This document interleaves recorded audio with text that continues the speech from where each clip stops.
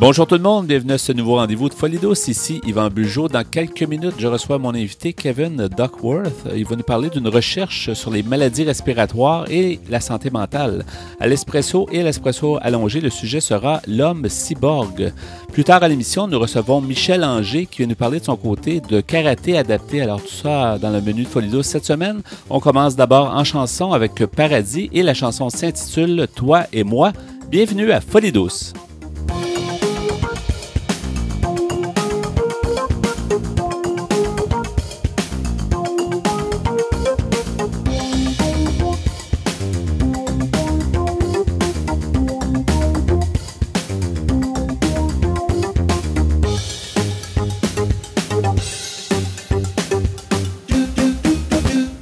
Après avoir fait des émissions de matin, de soir, de nuit, d'avoir vécu des pannes électriques, la crise du verglas de 1998, la naissance d'Internet, le tournant de l'an 2000 et d'être passé de la cassette au CD au numérique, Folie douce souligne cette année ses 25 ans d'existence. Je m'entretiens avec mon invité qui est Kevin Duckworth. Alors, bonjour et bienvenue à Folie douce. Bonjour, merci pour l'invitation. Ça nous fait plaisir. Vous êtes psychologue et on va parler ensemble d'une recherche. C'est un sujet qu'on n'a jamais abordé ici à l'émission. C'est un rapport entre la santé mentale et entre les maladies chroniques respiratoires. C'est sûr que souvent les maladies, il y a une influence de part et d'autre. Qu'est-ce que vous pouvez nous dire sur le sujet? Parce que c'est une recherche qui a quand même démarré il y a quelques temps et qui est encore en cours. C'est ça. On sait qu'une maladie physique pulmonaire n'est pas causée par des aspects psychologiques, mais une maladie physique chronique existe pas juste dans un corps, ça existe dans une personne entière. Et particulièrement avec la respiration est affectée par nos émotions, par la température et aussi par l'activité physique. Ouais. Alors, les gens qui ont une maladie respiratoire, en particulier ce qu'on appelle MPOC, c'est la maladie pulmonaire obstructive chronique. C'est un mélange d'emphysème et de bronchite chronique. Ces personnes-là, un des meilleurs traitements, c'est la réadaptation pulmonaire, qui est pluridisciplinaire. Donc, c'est la nutrition, c'est d'apprendre comment autogérer ses symptômes.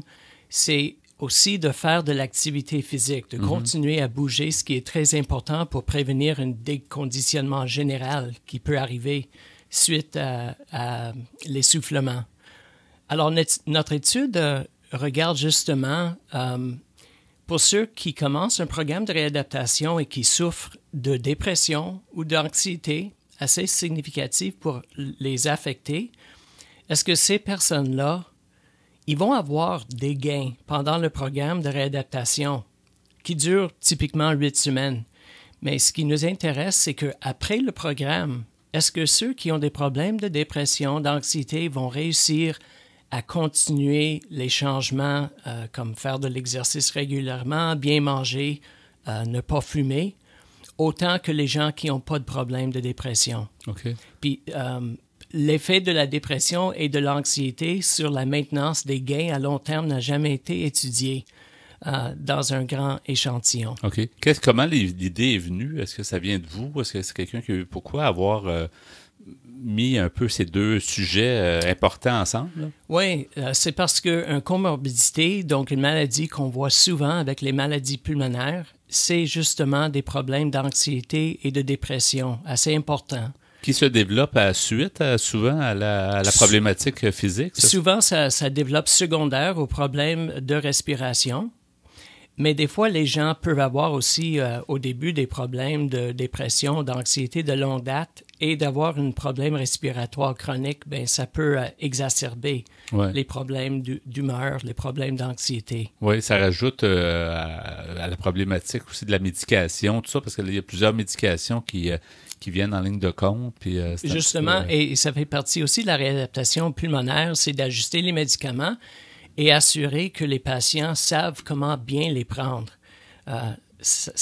On n'arrête pas pour penser souvent, mais pour prendre un puffer, une petite pompe, là, il y a toute une technique et c'est estimé que 60% des gens le prennent comme il faut, mais 40% ne le prennent pas. C'est assez étonnant parce que souvent, même les pharmaciens vont donner des conseils. C'est étonnant que les gens, ou bien, on leur dit, mais ils sont pas capables d'appliquer la bonne façon, peut-être. C'est ça. Avec la réadaptation, ils vont recevoir l'information sur comment prendre le médicament, mais ils vont avoir la chance de pratiquer des multiples fois pour que ça soit intégré. Oui. Alors, dans la population adulte générale, d'un certain âge, le taux de dépression est entre 10-12 %, on estime. Et avec les personnes qui ont des maladies respiratoires chroniques, il y a des études qui démontrent que c'est à 30, même 35 % des gens. Ah oui. Et si on arrête pour comprendre un peu c'est quoi le vécu de quelqu'un qui a une maladie pulmonaire chronique, c'est que ça affecte la respiration. Et la respiration est vraiment au centre. Comme je disais au début, c'est affecté par l'activité physique, par la température. Et quand les gens développent un problème pulmonaire, donc ils sont plus limités, ils peuvent commencer à avoir des moments d'essoufflement. Et quand on devient essoufflé, au niveau psychologique, c'est vraiment un cousin proche d'une attaque de panique. Ah oui. Ouais. Dans le sens que quand on est essoufflé, tout le corps mobilise pour attraper le souffle. Le cœur va battre plus rapidement. Il pourrait y avoir des tremblements, des transpirations. Alors, ça ressemble déjà beaucoup à une attaque de panique. Et les gens vont peut-être justement avoir peur qu'il arrive quelque chose de plus grave. Donc, ça crée de l'anxiété, tout ça, c'est ça? Oui, ouais, il y a des personnes, des fois, disons, quelqu'un qui prend le métro. Il fait chaud, c'est humide, il y a beaucoup de monde. Et ils étaient un peu pressés. Et là, ils arrivent dans le métro et ils ont la misère à rattraper leur souffle. Ouais. Fait que une attaque de panique peut faire en sorte que la prochaine fois que la personne prend le métro, ils vont peut-être l'éviter complètement ou ils vont garder le souvenir que c'est pas un lieu sécur pour moi. Ouais. Alors, ce qui arrive avec les maladies chroniques, quand les gens ne savent pas comment gérer leurs symptômes, c'est qu'ils peuvent développer rapidement une phobie de sortir, la peur d'être humilié ou d'être parmi d'autres personnes et se mettre à tousser ou perdre le souffle. Oui, oui. Alors, c'est une maladie chronique qui prend une certaine adaptation. Et si les personnes n'ont pas les outils ni les ressources pour apprendre à s'adapter, ils peuvent adapter des stratégies comme l'évitement de sortir qui sont assez limitées. Oui, et qui vont créer d'autres problèmes, justement, de peur d'aller à l'extérieur, ces choses-là, effectivement. Non, vu de ce sens-là, c'est quelque chose que j'aurais jamais pensé d'associer les deux, mais il y a tellement un lien évident que maintenant, en vous entendant, on le voit très bien. Là. Yeah. La bonne nouvelle, c'est qu'il y a beaucoup, beaucoup de choses à faire. Tu sais. Une maladie chronique, en définition, il n'y a pas de guérison, puis ça peut rendre les gens assez découragés. Mais quand on pense aux maladies aiguës, une blessure, une infection, en fait, le rôle du patient est très limité. On suit les ordres du médecin, on prend un médicament, on fait poser une plâtre pour un bras fracturé, puis le consigne, c'est de se reposer, prendre les médicaments, pas faire grand-chose, et ça va passer dans une semaine ou deux. Ça ne demande pas une grande adaptation. On retourne à son niveau de fonctionnement normal. Avec une maladie chronique, le patient, il ne va pas avoir une guérison simple, mais ce qui est, à mon avis, un peu ce qui donne de l'espoir et ce qui est bon, c'est que le patient joue un rôle vital. Avec une maladie chronique, c'est le patient qui est le joueur principal, on dit. Le médecin est là pour consulter, donner des consignes, mais la responsabilité pour adopter des comportements qui vont maintenir une bonne santé, comme bien manger, prendre ses médicaments, faire de l'exercice, gérer son anxiété, son humeur, mais c'est le job du patient. Ça revient au patient, effectivement. Fait que ça peut être quelque chose, on dit en anglais « empowering », quelque chose qui aide le patient à se sentir impliqué et même avoir un peu de pouvoir sur leurs conditions. Oui. Et la réadaptation pulmonaire, c'est justement la place pour apprendre comment gérer pas juste la maladie, mais l'anxiété, les émotions, comment porter tout ça pour continuer à vivre une vie qui a du sens et une vie où les gens doivent peut-être respecter les limites qui sont réelles, mais qui peuvent continuer. Ouais. Fait que notre recherche est vitale dans le sens que un programme de réadaptation dure 8 semaines. On sait bien, c'est bien établi. Il y a des douzaines et des douzaines d'études qui démontrent que pendant la réadaptation, les gens, ils vont avoir moins d'essoufflement. Leur capacité physique pour faire des choses va augmenter et leur qualité de vie reliée à la santé augmente aussi. Mais souvent, la plupart des cas, les gains sont perdus dans l'espace de 6 mois à 1 an. Donc, faut que ça se maintienne par la suite, effectivement. Absolument. Avez-vous vu beaucoup de personnes et entendez-vous voir beaucoup de personnes? Dans le fond, vous essayez de passer un bon laps de temps avec les personnes pour mener à bien votre recherche. Est-ce que vous avez un objectif élevé de personnes? Ou? Nous, l'objectif, c'est de rencontrer, évaluer 270 personnes dans 5 centres de réadaptation. Okay.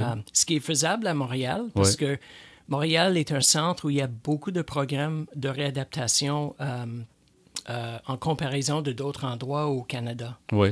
Et qu'est-ce que vous espérez comme conclusion, en fait, de recherche? Qu'est-ce que vous espérez? Est-ce que vous espérez amener, disons, peut-être une façon de faire? Ou est-ce que c'est ça qui est le but ultime? C'est ça. On veut montrer empiriquement, scientifiquement, que on pense que la dépression et l'anxiété doivent être traitées peut-être en même temps que la maladie pulmonaire. Okay. Parce que un peut jouer beaucoup sur l'autre. Et si on peut montrer ça de façon empirique, on pourrait peut-être avoir plus de fonds pour mettre en place des ressources dans la communauté, comme des groupes d'entraide, peut-être menés par un professionnel, pour que les gens ne soient pas limités par leur anxiété et par leur dépression dans leur démarche d'essayer de garder une bonne vie. Oui, et surtout de les soigner dans 2 silos séparés, de soigner la santé mentale et de soigner la problématique pulmonaire, par exemple, ou respiratoire. Là. Mais la vision, en fait, de ça, c'est de le faire dans le même forum. Oui, c'est ça, exactement. C'est donc évaluer peut-être au début, et ceux qui ont des problèmes, qui sont pris par découragement, désespoir, de les amener vers une intervention qui va les aider et les remonter. Oui. Et vu qu'ils font de l'exercice et ils sont avec leur père, d'autres personnes qui ont la même maladie pendant la réadaptation, c'est une place idéale pour traiter la dépression. Oui. J'aimerais ça, M. Duckworth, qu'on puisse mentionner les ressources. Il y a des ressources, des groupes d'entraide ou des gens. Oui. Est-ce que vous pouvez nous en parler un petit peu? Je dirais que la ressource principale ici au Québec, c'est l'Association pulmonaire du Québec pour prendre toutes sortes d'informations. Eux autres, ils auraient les coordonnées des centres de réadaptation. Parce qu'il y a des groupes d'entraide, il y a des gens dans le milieu qui peuvent aider. Il y a au moins 6 groupes d'entraide à Montréal. Les groupes d'entraide sont dirigés par les patients eux-mêmes. Donc, sur la rive sud, sur la rive nord, sur l'île de Montréal aussi. Et habituellement, ils se rencontrent 1 fois par mois pour parler d'un sujet ou pour avoir un conférencier qui va venir parler peut-être d'un aspect de la maladie ou d'autres. Et les groupes peuvent s'organiser aussi pour aller faire une tournée au musée. C'est vraiment les patients qui décident ce qu'ils veulent faire dans le groupe. Est-ce qu'il y a moyen aussi que les gens participent? Si des gens sont touchés par les 2 problématiques, est-ce qu'ils peuvent participer à votre étude ou comment ça fonctionne? Comment vous pouvez amener les gens à votre... Le recrutement se fait en fait par des personnes qui sont déjà référées à des programmes de réadaptation pulmonaire. Nous, on les voit à l'entrée du programme, à la fin, 6 mois, puis 12 mois après leur programme de réadaptation. OK. Donc, si les gens sont déjà touchés par ça, c'est certain qu'ils doivent être approchés ou ils ont déjà entendu parler de cette recherche-là, en fait. Là. Oui, bien, probablement s'ils sont inscrits dans un des programmes de réadaptation. Oui. Mais si les gens qui écoutent sont pris par un problème pulmonaire, ça vaut vraiment la peine. C'est une recommandation d'ailleurs par les sociétés savantes de poursuivre et de faire une réadaptation pulmonaire. Oui. Ça traite tous les aspects de la personne. Effectivement. Non, c'est intéressant de voir ça globalement. Merci beaucoup, M. Duckworth, ça m'a fait plaisir. Merci. D'avoir été des nôtres. C'est très intéressant. Continuez votre recherche et puis bonne continuité. Merci beaucoup. Merci. À la prochaine. Oui. Si vous voulez participer à Folie douce, si vous avez des suggestions, vous pouvez nous téléphoner à notre boîte vocale au 514-990-9604, le 514-990-9604. Nous voici maintenant rendus au bloc Espresso. Bonjour Pierre Laporte. Salut Yvan. Et bonjour Ghislain Malo. Bonjour. Alors aujourd'hui, tu nous amènes encore une fois un sujet particulier, l'homme cyborg. Alors, il va falloir que tu nous expliques. Hein? Oui, il y a peut-être des gens qui ne savent pas qu'est-ce que ça veut dire un cyborg. On est beaucoup dans la science-fiction. Exactement. Donc, le mot cyborg, C-Y-B-O-R-G, vient de l'anglais de cybernetic organism, traduisible par organisme cybernétique. Et ça désigne un être humain qui a reçu des greffes de parties mécaniques. Le terme s'emploie surtout, comme tu viens de le dire, Ghislain, en science-fiction ou en futurologie. Parce que c'est pas dans le monde réel. Non, on n'est pas rendu là encore. Ben, C'est pas l'équivalent de quelqu'un qui aurait une jambe de métal, après qu'il a eu un accident puis il aurait perdu sa jambe. ça serait peut-être une simple prothèse. Ouais, ça va plus loin. Là. Mais l'homme cyborg, ça implique des remplacements, des fonctions peut-être qui oui, sont remplacées par de fonctions l'électronique. intelligentes. Là, Oui, c'est ça, ouais. Puis je vais trahir mon âge, c'est pas comme l'homme de 6 millions. Comme Ben, la vieille série télé. Là. Mais ça se rapproche de ça, je te dirais. Avec Lee Majors. Ouais. Ça coûterait plus cher que 6 millions aujourd'hui. Oui, là. pas mal plus. Mais je vais vous lire quelques passages d'un article écrit par monsieur, là j'essaie de bien prononcer, Shems Eddin Chitour. Il est professeur de thermodynamique en Algérie. Et l'article commence par une citation d'Albert Einstein. Tiens. Tiens, on en a parlé il n'y a pas si longtemps. Oui, et il avait déjà dit « Le progrès technique est comme une hache qu'on aurait mis dans les mains d'un psychopathe. » Alors, ça fait peur. il y avait des effectivement. réticences, on dirait. Oui. Alors, Parce que ça peut déraper le projet. Tu sais, le progrès, c'est beau quand c'est oui. bien utilisé, mais Oui. ça peut être dans les mauvaises intentions. oui, alors M. Chitour nous dit « Après l'homme de plus en plus réparé, voici venir l'homme augmenté avec un certain nombre d'additifs qui boostent son intelligence et ces ajouts nous font basculer dans l'homme-machine, soit le cyborg. Que reste-t-il donc de son humanité? Une nouvelle façon de soigner consiste à ingérer une puce au plus près de l'organe malade. Et ça, c'est aujourd'hui que ça se fait. L'ère du micro-puçage et de la surveillance des individus est devant nous. Les industries pharmaceutiques ont commencé à implanter des micro-puces dans les médicaments sous couvert de créer une technologie de pilules intelligentes, des véritables capteurs traçables à distance qui autorisent laboratoires ou médecins d'entrer au domicile des patients pour surveiller la prise de leurs médicaments. Imaginez un monde où l'on surveille tout ce que vous mangez et buvez et s'assure que vous prenez tous vos médicaments en vous faisant avaler une micropuce comestible qui transmet des informations à distance. Et pourtant, un tel monde devient réalité avec ce qu'on appelle les Smart Pills, pilules dignes de Big Brother brevetées à Redwood City, en Californie. Ça existe déjà, ça, c'est Oui. du réel. Ouais. Oui. Une fois activée par l'acide de l'estomac, la micropuce ingérée commence à détecter son environnement et à émettre des données à un récepteur utilisé par le patient. Ce récepteur est également un émetteur qui peut envoyer les données par Internet, imaginez à un médecin. On est rendu loin. Oui, Ouais, effectivement. pour moi, le cyborg, comme dans les films de science-fiction, c'était souvent des gens qui avaient d'autres parties de corps Oui. rajoutées. Là. Comme C'est on pour voit ça dans comme- Star Trek. ou Oui, des un choses bras comme ça. artificiel qui pouvait Ouais. aider les gens, Ouais. pas prendre quelque chose à l'insu d'eux-mêmes. Oui. Alors, je continue l'article. L'idée derrière tout cela est de créer des pilules intelligentes qui peuvent détecter ce qui se passe dans le corps et délivrer cette information au médecin du patient. La puce fonctionne en étant incrustée sur le médicament lui-même. Elle est ingérée en même temps que vous prenez vos médicaments et enregistre à quel moment vous avez pris votre traitement. Une fois avalée, elle envoie à travers les tissus du corps un courant électrique de haute fréquence qui est modulé de telle manière qu'elle fournit un marqueur unique à la pilule. Le courant de haute fréquence est capté par le patch de surveillance porté par le patient. L'information peut ensuite être transmise sur les appareils mobiles ou l'ordinateur du médecin ou tout autre individu capable d'intercepter ces données. On nous présente donc cette puce sous ses meilleurs aspects afin de nous la faire accepter et de faire passer, comme on dit, la pilule. Pour commencer, Novartis, qui est un laboratoire pharmaceutique basé ici même au Québec, en fait c'est à Dorval, ne prévoit apparemment pas de réaliser des essais cliniques qui pourraient prendre en compte les problèmes de sécurité liés à l'ingestion de micropuces. Les micropuces seraient faites d'ingrédients couramment présents dans les aliments et sont superposés avec des composants en cuivre, magnésium et silicium. Les micropuces informatiques ne sont pas de la nourriture. Peu importe qu'elles soient composées avec des ingrédients soi-disant comestibles, les avaler représentent un réel danger pour la santé. Les fréquences des ondes radio utilisées cassent les hélices d'ADN des cellules, permettant ainsi la mutation des cellules et le développement de tumeurs. Imaginez, j'avais peur d'en prendre. L'être humain est réduit à l'état d'une simple machine, comparé à une voiture dans laquelle il voudrait absolument implanter des capteurs, des traceurs, des analyseurs, des détecteurs, bref, des mouchards, et ceci par tous les moyens possibles. Dans ce contexte, on ne peut que considérer que le micropuçage des pilules profite seulement aux compagnies pharmaceutiques, non aux patients.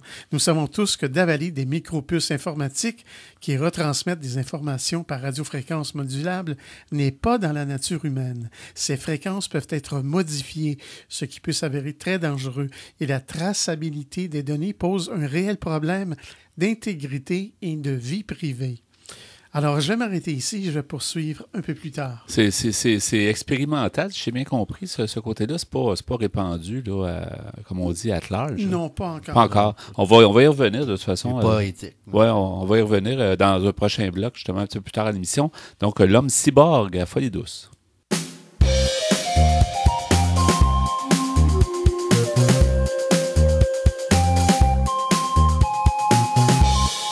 À venir dans l'émission Folie douce, notre invité est Michel Anger. Nous parlons avec Michel de karaté adapté.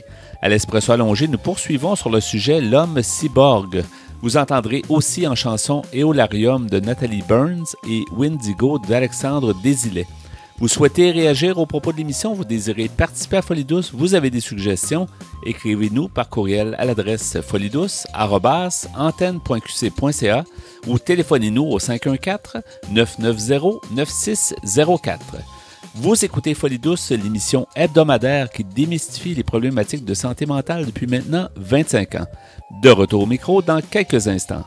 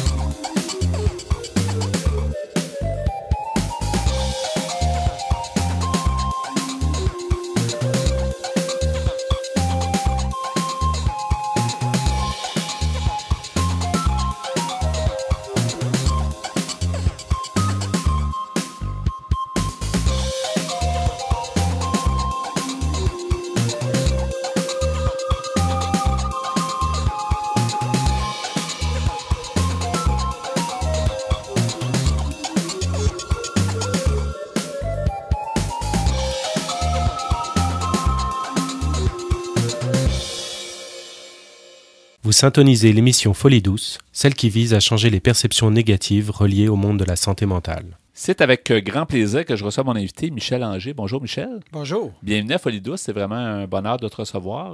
On a eu l'occasion de faire des photos ensemble pour l'équipe, justement, de Folie douce. Puis, tu es photographe, bien sûr, de métier. Ça fait longtemps, je pense, que tu exerces cette profession. Oui, effectivement. Ça fait une quarantaine d'années. OK, donc ça ne nous rajeunit pas. Alors, tu as beaucoup d'expérience. Mais on t'invite particulièrement aujourd'hui parce que tu es professeur de karaté. Oui. Puis tu fais, entre autres, des formations pour des jeunes qui ont certaines difficultés. Là. Pourrais-tu nous en parler, justement? Oui, avec plaisir. C'est pas seulement pour des jeunes. Il y a tous les niveaux d'âge. Ça s'appelle le karaté adapté. Ça s'adresse à des gens qui ont des troubles de TDA, des gens qui ont de l'autisme, des gens qui ont des paralysies partielles. On a même un élève qui est en chaise roulante, qui est paralysé, qui vient faire du karaté avec nous. OK. Alors, c'est très touchant de voir ces gens-là arriver au dojo les premières fois et sont vraiment intimidés. Au début, ils ne veulent pas beaucoup participer, les jeunes, puis tout à coup, ils vont embarquer avec nous. Puis ce qui nous touche beaucoup, nous les professeurs, c'est de voir leur évolution. Oui. Et quand tu dis, par exemple, quelqu'un est handicapé, comment... Parce que la conception du karaté, les gens qui n'en ont jamais fait, on se dit souvent, ben, c'est des sports de combat, c'est des sports... Mais en réalité, c'est d'avoir un... C'est de développer peut-être la confiance en soi. C'est le but du karaté, en fait, pour ces personnes-là particulièrement, et peut-être pour toutes les personnes, c'est quoi? Oui, c'est la confiance en soi. Ça l'aide beaucoup au niveau de la motricité. Souvent, ces gens-là, ils ont de la difficulté à discerner la gauche, la droite, avancer, reculer. Avec le karaté, il y a beaucoup de formes. On appelle ça des katas. Puis lorsqu'ils font les katas, ça leur développe une concentration. Puis ceux qui ont un handicap physique ne sont pas en mesure de faire les mouvements. Comme il y en a un, entre autres, il est en chaise roulante, il peut juste bouger un peu sa tête, lui. Puis il y a son père qui lui aide au niveau de la chaise roulante. Il bouge un petit peu ses bras, mais tous les mouvements qu'on fait, on voit qu'il les comprend. Puis lui, à l'intérieur, dans sa tête, lui, il les fait, les mouvements, il les comprend, puis il évolue avec ça. C'est assez particulier. Qu'est-ce qui a fait que tu t'es... est-ce que c'est une question de circonstance? Parce que tu étais professeur de karaté pour monsieur, madame, tout le monde, des gens qui veulent faire du karaté pour toutes sortes de raisons, enlever le stress, s'entraîner ou avoir une activité. Mais pourquoi cette clientèle-là? Est-ce qu'on t'a approché ou si de toi-même, tu avais un intérêt pour... L'école où j'enseignais a développé à un moment donné une expertise. On s'est aperçu qu'il y avait un des professeurs avec nous que lui, son enfant était autiste. Puis à l'âge de 8 ans, il a commencé à faire du karaté avec son père. Et cette personne-là s'est développée tellement rapidement que son père il a décidé là, de créer les cours de karaté adaptés. Puis aujourd'hui, cette personne-là, Philippe, il a 21 ans. Et c'est très difficile de détecter son handicap aujourd'hui. C'est vraiment le karaté qui l'a changé. Alors, il y avait ces classes de karaté-là. Puis à un moment donné, on m'a demandé si je voulais enseigner avec eux, puis ça m'a fait plaisir. Alors c'est tous les samedis matins. Oui. Dans la région où tu habites, là? Oui, dans le coin de Saint-Jean, c'est ça? Présentement, il y en a à Saint-Jean, sur le Richelieu. Il y en a dans le West Island. Il y en a à Longueuil. Puis ils sont en train de développer une autre école là, qui va probablement qui va ouvrir à Laval. Donc, les gens cherchent quoi? Donc, les gens qui ont des problématiques, ils peuvent s'adresser comment ou chercher quoi sur Internet pour trouver l'école, justement, qui fait ce genre d'approche? Karaté Autisme. OK, donc tout simplement. C'est le site Internet, d'ailleurs, ouais. c'est karatéautisme.com. Mais souvent, les gens qui cherchent, c'est les parents de ces enfants-là c'est ça. Qui vivent un grand désarroi vis-à-vis la maladie, vis-à-vis le handicap de leur enfant. Ouais. Puis, quand ils découvrent que, premièrement, il y a beaucoup d'autres jeunes avec eux, alors ça crée une belle chimie. Ouais. D'après toi, qu'est-ce qui fait en sorte que tu parlais tantôt de l'exemple du jeune homme qui a commencé jeune et qui est rendu à 21 ans? Qu'est-ce qui fait que le karaté l'aide justement à mieux vivre, à vivre une meilleure vie plus saine, peut-être avec sa problématique d'autisme? Le karaté, ça demande beaucoup de concentration. Puis lorsqu'on fait les exercices, ces gens-là, pas juste ces gens-là, aussitôt qu'on fait du karaté, on s'exprime beaucoup physiquement. Par exemple, on fait les kiai. Un kiai, c'est le cri du guerrier. Là, puis c'est très fort, un kiai. Là, ça vient du ventre. Alors, lorsqu'il y a 30, 40 personnes dans un dojo qui font les kiai en même temps, qui font les tsuki, les coups-poings en même temps, ça crée une énergie, puis les gens y embarquent dans cette énergie-là. Puis les jeunes, je vois leurs yeux briller, là. Ça les amène vraiment là, à s'extérioriser. Okay. Parce que leur problème, c'est parce qu'ils sont très intériorisés souvent. Hein? Oui, on développe des complexes, puis tout ça, puis en ayant un moment où on peut s'exprimer, c'est ça sort le méchant, comme on dit. Oui, au niveau des combats, parce on fait des combats avec eux, ils font des combats entre eux. Puis le karaté Kyokushin, c'est un karaté, on dit full contact, c'est-à-dire qu'on se frappe, on a des équipements. Puis les jeunes, les karatékas, ils se frappent fort à un moment donné. Puis ils aiment ça, puis ils s'aperçoivent aussi qu'ils sont capables d'encaisser le coup. Ça donne confiance. C'est-à-dire qu'il y a comme C'est comme un plaisir contrôlé. Dans le fond, comme tu dis, les gens, bon, ils se frappent fort, mais ils sont capables de contrôler jusqu'à un certain point. Tu sais, ils sortent pas de là amochés ou ils vont comme probablement doser là, de part et d'autre les Exactement. coups. C'est ça. Puis, un des problèmes souvent qu'ils ont dans leur handicap, c'est la difficulté à doser leurs émotions. OK. Ils n'ont pas de filtre. Hein? Ouais. Et dans le karaté, justement, ils apprennent là, à contrôler cette émotion-là. Quand tu reçois un coup, les premières fois, ça peut leur faire peur, ça peut leur faire mal. Ça peut les fâcher. Oui, c'est ça. Alors, c'est ça. Ils apprennent à doser leurs émotions. Ouais. Comment après toutes ces années-là, ça fait longtemps que tu es karatéka, en fait, tu étais un spécialiste du karaté, tu as toi-même évolué là-dedans. Comment tu définis ça? Je veux dire, le karaté, c'est une façon de vivre, c'est un... tu sais, ça dépasse l'art martial, ça dépasse l'art, le combat comme tel. Je pense que c'est beaucoup plus haut que ça, c'est un haut niveau. C'est un mode de vie. Mode de vie, hein? Oui, le karaté, c'est un mode de vie que tu transportes avec toi, là, partout où tu vas. Puis ça n'a pas rapport nécessairement. À un moment donné, on délaisse le combat. Ouais. Le combat, c'est secondaire. C'est plus un développement personnel, aussi simple que contrôler sa nervosité quand on doit parler au micro. Par exemple. Non, parce que ce que je remarque, tu sais, tous les gens que j'ai connus dans ma vie qui faisaient des arts martiaux, que ce soit le taekwondo, le karaté, c'est des gens extrêmement smooth, si je me permets l'expression, organisés, qui ont l'air sereins, qui ont l'air en équilibre émotionnel. T'sais, on parle d'émotion, puis on parle de santé mentale à travers le... Puis j'ai toujours eu l'impression que les gens qui pratiquent ce genre de sport-là sont plus zen, sont plus... c'est intéressant, j'ai toujours admiré ça. C'est quelque chose qui est dur à expliquer, mais on dirait qu'ils ont tous un peu le même...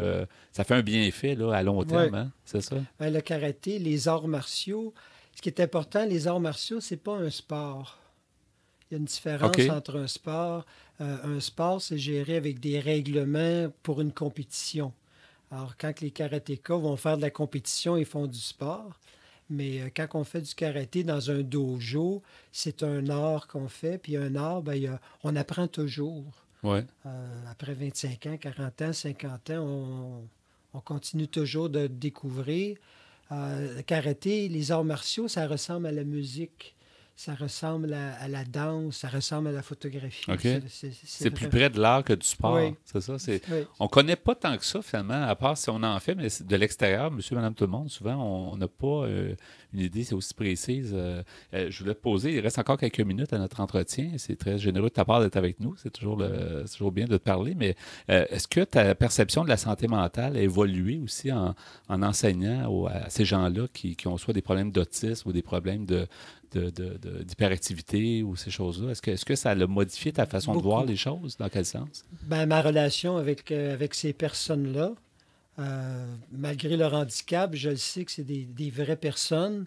Je le sais que dans leur façon, dans leur tête, dans leur pensée, c'est clair. Parfois, ils ont de la misère à l'exprimer, soit parce qu'ils ont un problème d'élocution. Mm-hmm. Parfois, c'est les gestes qui ont des difficultés.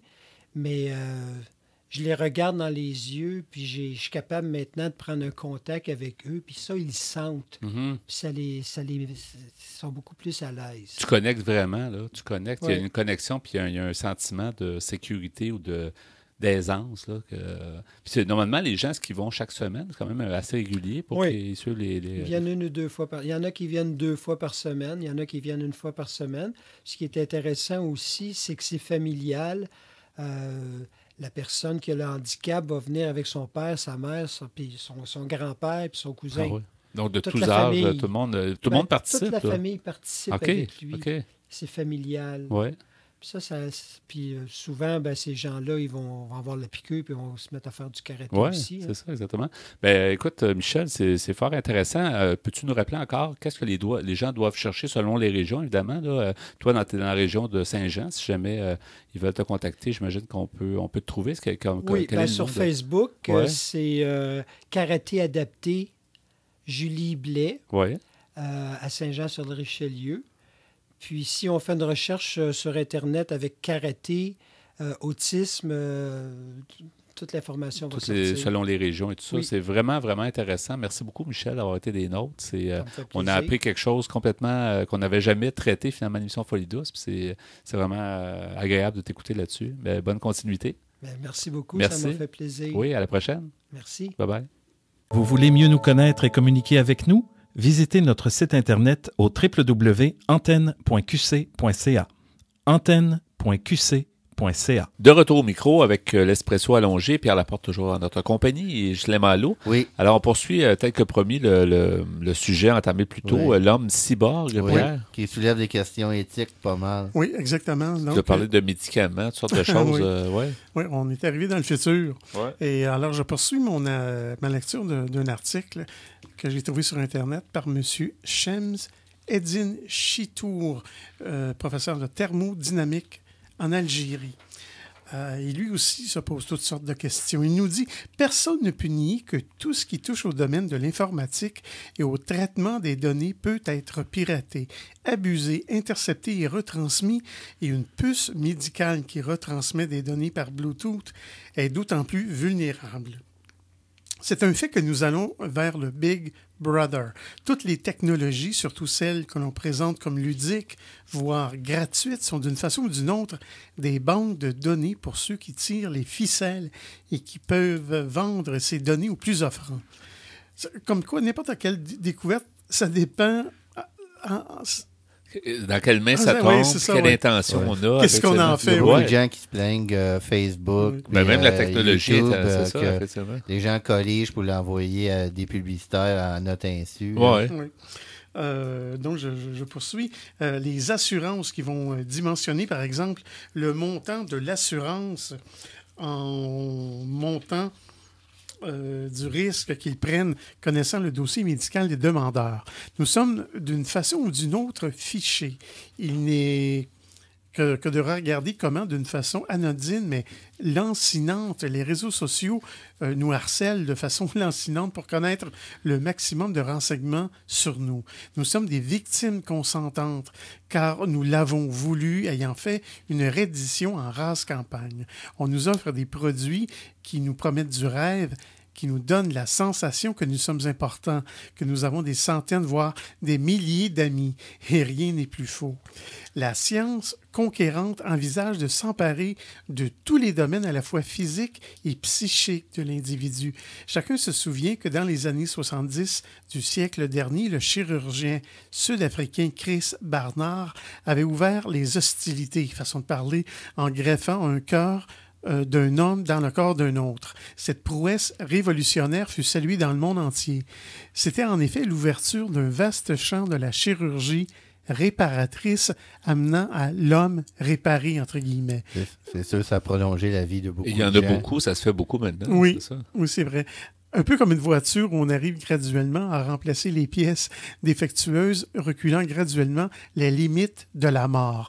Cependant, du point de vue éthique, depuis toujours, on pensait que le cœur était le siège du sentiment, de l'émotion. Et pourtant, du jour au lendemain, la science nous a dit de chercher ailleurs pour placer ce qui, dans l'imaginaire, la philosophie, l'éthique et même les religions, ce supplément d'âme qui accompagne le corps.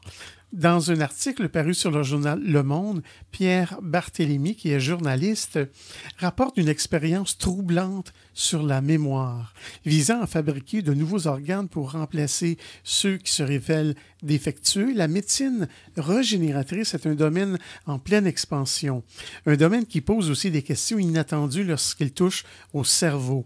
Pour les personnes souffrant d'une maladie neurodégénérative comme la maladie d'Alzheimer, qu'arrivera-t-il aux souvenirs stockés depuis l'enfance lorsqu'on repeuplera le cerveau avec des neurones tout neufs issus de cellules souches?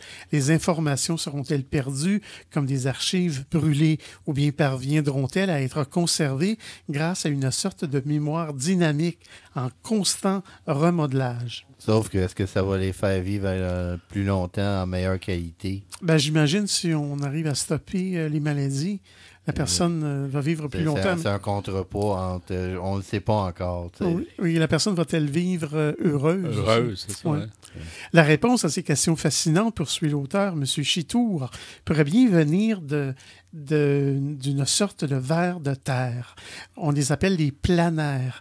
Et ces vers sont dotés d'un cerveau centralisé avec une gamme de neurotransmetteurs que l'on retrouve chez les vertébrés. Une équipe de l'université Tufts au Massachusetts, a voulu tester de manière radicale la dynamique du souvenir une fois que sa tête a repoussé. Parce que les têtes de ces vers, une fois coupées, la tête repousse. Mais on se demande qu'arrive-t-il de sa mémoire. Ça se régénère, c'est ça, effectivement. Oui, si elle faisait ça, ces humains, ça peut-tu nous donner une plus belle tête?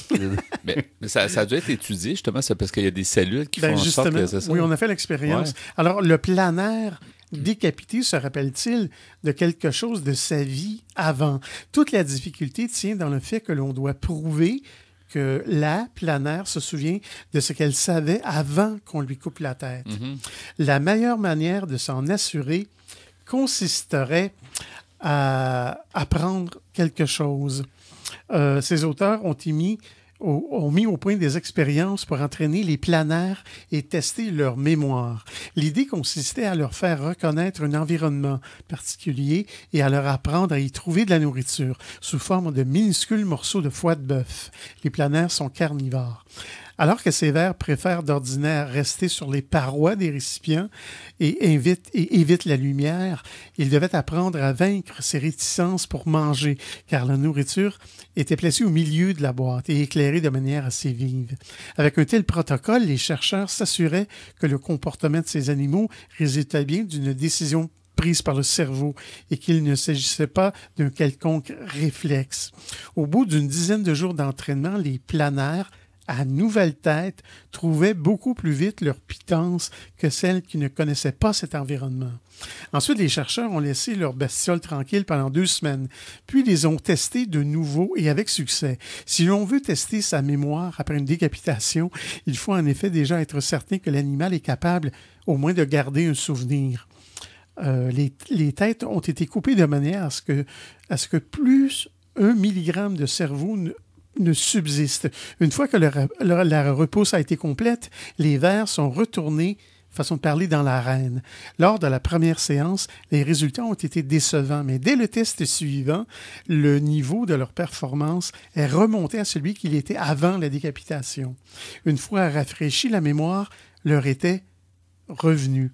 Pour Michael Levin, qui est écrivain et professeur de philosophie, ce dont nous apportons la preuve, c'est que de manière remarquable, la mémoire semble être conservée en dehors du cerveau, un peu comme si le cerveau tout neuf démarrait à partir d'un disque de sauvegarde. C'est quand même assez extraordinaire. C'est incroyable. Hein? Oui. Ce qui paraît étrange, croyons-nous, dans cette expérience, est-ce que la mort n'a pas envahi le ver décapité? Comment la vie du ver a-t-elle survécu dans la tête décapitée et transmise à l'autre corps? À moins que d'admettre qu'il existe le souffle divin véhiculé par des cellules souches aussi bien dans la queue du ver que dans la tête. La prouesse est double. Non seulement la vie n'a pas disparu, mais de plus, la mémoire est transmise sans défaillance, ce qui relance dans une certaine mesure l'inné et l'acquis et remet au goût du jour le lamarxisme. Alors, c'est tout très intéressant. Comment on peut le trouver si les gens veulent en lire plus? Qu'est-ce qu'on cherche comme article? C'est sur Internet et l'article s'appelle « Vers une nouvelle humanité hybride, l'homme cyborg ». Intéressant. On cherche ça. Merci beaucoup, Pierre Laporte. Merci beaucoup, Ghislain Malo. On poursuit à Folie douce. Demeurez des nôtres. Folie douce est disponible pour écoute sur YouTube. Cliquez le lien sur notre site web antenne.qc.ca. Pour conclure ce rendez-vous de Folie douce, Ghislain Malo ici présent et pour donc y aller avec la nomenclature des chansons. On a écouté en début d'émission Toi et moi. Du groupe Paradis. Chanson qui rythme bien du rythme, qui a commencé l'émission en beauté. Qui est bon pour faire danser avec son café. Ça se danse très bien. On a pu entendre Top Model.